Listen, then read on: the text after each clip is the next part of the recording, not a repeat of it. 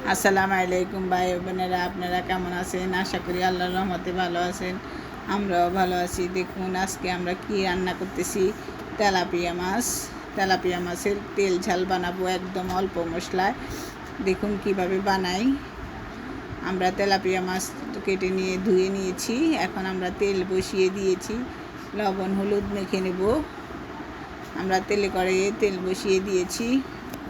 এখন লবণ আর হলুদ দিয়ে আমরা মাছগুলো মেখে রাখবো, তাইলে কালারটা অনেক সুন্দর হয়। এখন দেখুন আমরা তেল বসিয়ে পেঁয়াজ কাঁচামরিচ দিয়ে দিয়েছি। পেঁয়াজ কাঁচামরিচগুলো হালকা করে ভেজে নেব। ভেজে এই যে দেখুন আর 1 চামচের মতো আমি রসুন বাটা দিয়েছি। রসুন বাটা আর একটু লবণ দিয়েছি, 1/2 চামচ লবণ, 1/2 চামচ হলুদ, 1/2 চামচ গুঁড়ামরিচ দিয়ে আমরা এগুলো একটু মশলাটা ভেজে নেব। আর এখন আমরা টমেটো সস দিব। যদি আমরা কুচনো টমেটো দিতাম তাহলে আর সস দেওয়া লাগতো না। আমরা সস দিয়ে রান্না করতেছি। দেখুন তেলাপিয়া মাছের তেল ঝাল। অল্প একটু পানি দিয়ে আমরা মশলাগুলো ভালো মতন কষিয়ে নেব। দেখুন মশলাগুলো কষানো হয়ে গেছে। এখন আমরা মাছগুলো বসিয়ে দেব। আমরা ভাজি না করে রান্না করতেছি। দেখুন কিভাবে করতেছি।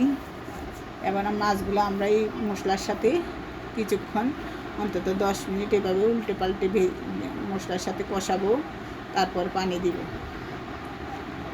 ভাজি করা ছাড়া যদি মাছ রান্না করেন, এইভাবে রান্না করবেন, তাইলে মাছের যে গন্ধ আছে এটা চলে যাবে আর খেতে অসাধারণ ভালো লাগে। এখন আমরা পানি দিয়ে দিয়েছি মাছগুলো কিছুক্ষণ কষিয়ে। এখন আমরা দেখুন কেমন হয়েছে। দেখুন কত সুন্দর দেখাচ্ছে। মাছগুলো হয়ে গেছে। এখন আমরা একটু টমেটো সস দিয়ে নামিয়ে ফেলবো। প্রথমে মাছগুলো আমরা উল্টে পাল্টে দিব।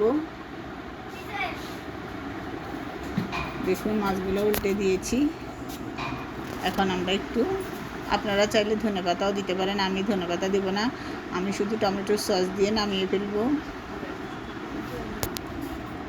সসটা দিলে টকটক লাগে, খেতে অনেক ভালো লাগবে। তেলাপিয়া মাছের তেল ঝাল দেখুন হয়ে গেছে। এখন আমরা খাবো।